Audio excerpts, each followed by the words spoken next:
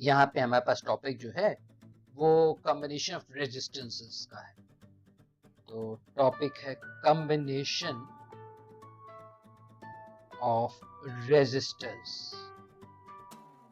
तो ढेर सारे यहाँ पे रेजिस्टेंस दे रखे हैं। यहाँ पे एक एक क्वेश्चन इधर दे रखा है और एक यहाँ पर। सबसे पहले इसको हम सॉल्व करें। ये अगर आप एक अल्फाबेट देखें तो इंग्लिश के अल्फाबेट ए है और यहाँ पे रेजिस्टेंस इसका आर, यहाँ पे इसका रेजिस्टेंस आर, यहाँ पे इसका रेजिस्टेंस आर, यहाँ पे इसका रेजिस्टेंस आर और यहाँ पर भी इसका रेजिस्टेंस आर। तो इन ऑल कितने रेजिस्टेंस है? ठीक, 1 2 3। अच्छा, अब क्या करना? सबसे पहले ये वाला पॉइंट इसको हम रीड्रॉ करते हैं। ये रीड्रॉ जो है वो आपका इधर बना। तो ये हमने रीड्रॉ किया सर्किट को। जब हम सर्किट को रीड्रॉ करेंगे तो हमारा इस तरह से आएगा। यहाँ पे पता चल रहा है कि ये जो है वो सीरीज में, क्योंकि करंट यहाँ पर आता है और यहाँ पे कुछ ब्रेकअप होगा। तो बिल्कुल ये वाला पॉइंट ये है। तो ये आपका रेजिस्टेंस आर है, ये आपका रेजिस्टेंस ये वाला है, ये वाला रेजिस्टेंस यहाँ पर है और ये सिंप्लीफाइड वर्जन यहाँ पर आर और यहाँ पर। ठीक है, ये बात हो गई।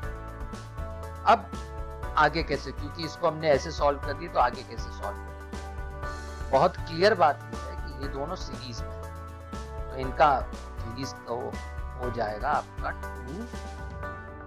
2R। ये वाला R इसके साथ पैरेलल बना रहा है और हमें एक सिंपल सा फॉर्मूला पता होना चाहिए। वो सिंपल सा फॉर्मूला मैं यहाँ पे लिख दे रहा हूँ कि जब आपके पास दो पैरेलल कॉम्बिनेशंस होंगे तो आप फॉर्मूले को इस तरह से लिखोगे, R1 R2 upon R2 upon R1 plus R2। तो अगर यहाँ पे R और R है, यहाँ पे R है, तो ये तुम्हारा 2R हो जाएगा और ये R है। तो 2R इंटू R, क्योंकि 2R into R upon 2R plus R। ठीक, साथ में ये जो आपका रेजिस्टेंस है, मतलब अब ये पूरे पोर्शन का रेजिस्टेंस आपका ये आ गया। साथ में अगर देखो तो ये चीज जो है और ये पूरे रेजिस्टेंस के साथ सीरीज में लगा। तो सीरीज में लगने का मतलब है मैं यहाँ पे एक R लिख देता हूँ और मैं यहाँ पर एक R लिख देता हूँ और इसको बोल देता हूँ कि ये जो पूरी वैल्यू है ये आपका आपके इस सर्किट का रिक्वायर्ड, इसकी वैल्यू निकाल के देखना बेटा कितनी आ रही है और कमेंट सेक्शन पे लिख देना है इसका रेजिस्टेंस इक्विवेलेंट क्या निकल के आया। तो ये आपका काम। अब हम लोग एक दूसरे क्वेश्चन पर जाते हैं और ये दूसरा क्वेश्चन।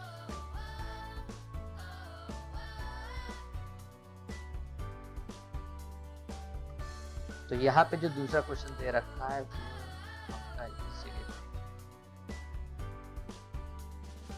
यहाँ पर कितने रेजिस्टेंस हैं? तो एक यहाँ पर भी है, एक यहाँ पर। चलो चेक करते हैं। यहाँ पर R है, यहाँ पर R है, ये R है, ये R है, ये वाला, ये वाला, ये वाला। तो टोटल 1 2 3, टोटल 1 2 3 3 और 6 7। उसको सॉल्व करना है। कैसे सॉल्व करेंगे, क्या हम टेक्निक इस्तेमाल करेंगे? तो एक सिंपल सा टेक्निक होता है और वो सिंपल सा टेक्निक हम लोग यहाँ पे यूज करने जा रहे हैं। उसको हम लोग कहते हैं परपेंडिकुलर एक्सिस ऑफ सिमेट्री। ये क्या चीज होती है? परपेंडिकुलर एक्सिस ऑफ सिमेट्री किस तरीके से यहाँ पर हम करेंगे।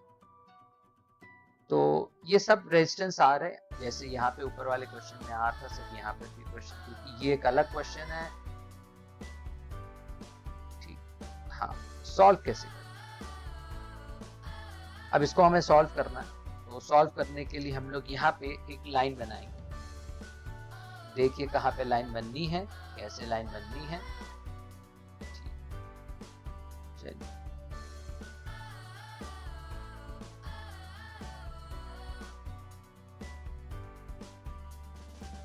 तो हम लोग यहाँ पर इस तरह से ये देख रहे हैं ना, यहाँ पे एक परपेंडिकुलर एक लाइन ये बना दी हमने, परपेंडिकुलर एक लाइन। और इस लाइन पर जितने भी पॉइंट्स पाए जाएंगे, यानी जितने भी जॉइंट्स पाए जाएंगे, यानी ये वाला जॉइंट, उसको जब चाहे आप तोड़ सकते हैं और जब चाहे आप जोड़ सकते हैं। तो ये बोला जाता है कि ये पॉइंट्स को इक्वल पोटेंशियल वाले पॉइंट्स है। सो व्हेन आप जब चाहे you can just break them off. मैंने ये ब्रेक कर दिया, इसको तोड़ दिया। बड़ा सिंपल सा कंसेप्ट। परपेंडिकुलर एक्सिस सिमेट्री का मतलब ये है कि जो उतना रेजिस्टेंस आपको इधर मिलेगा उतना ही आपको इधर। तो मैंने तोड़ दिया। तोड़ने के बाद ये आपके पास आर है, आर आर और सारी चीजें बनी हुई है बिल्कुल वही। अब इसको अगर हमने पहले ऐसे बनाया, फिर हम इसको अपने ये वाले इसमें बनाएंगे। और ये तो हम पहले ही ऊपर कर चुके हैं, यानी अब हमें यहाँ पे क्या करना है,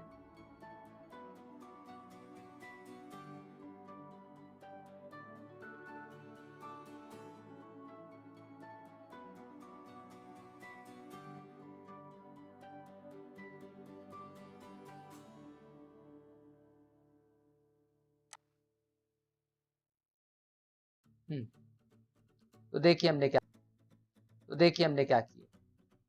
अब इस वाले सर्किट को हमने अनफोल्ड कर दिया, इसको हमने हिंज माना और इसको उठा के ऐसे बाहर पलट दिया। कोई चीज ऐसे है उसको लेके हमने ऐसे पलट दी, है ना। तो यहाँ पर ये वाला जो पलट करके ऐसे आ जाएगा और यहाँ पर इसका रेजिस्टेंस R है, इसका R है, इसका R है, इसका R है, इसका R है।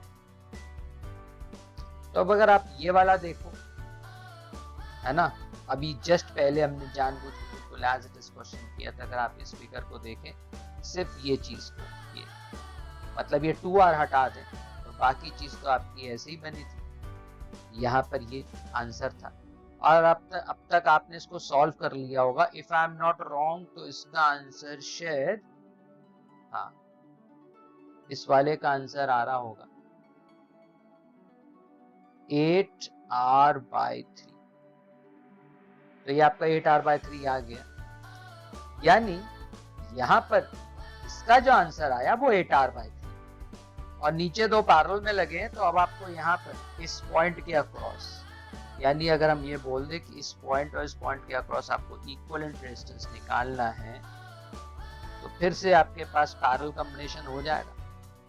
ये वाला जो ऊपर से निकाला था ये 8R/3 है, प्लस ये जो R और R है वो 2R बन रहा था, उसके साथ पैरेलल बनेगा। तो 2R on 8R on 3 formula वही यूज करना है जो पहले बताया था आपने, आपको याद है, अभी बताया था। R equivalent is equal to R1 R2 upon R1 plus R, उस फॉर्मूले को लिया।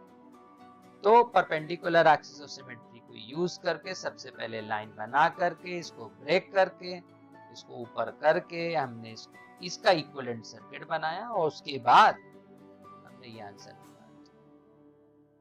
ठीक, तो भाई इसका आंसर आप कमेंट सेक्शन में इसका आंसर बता। चलो भाई।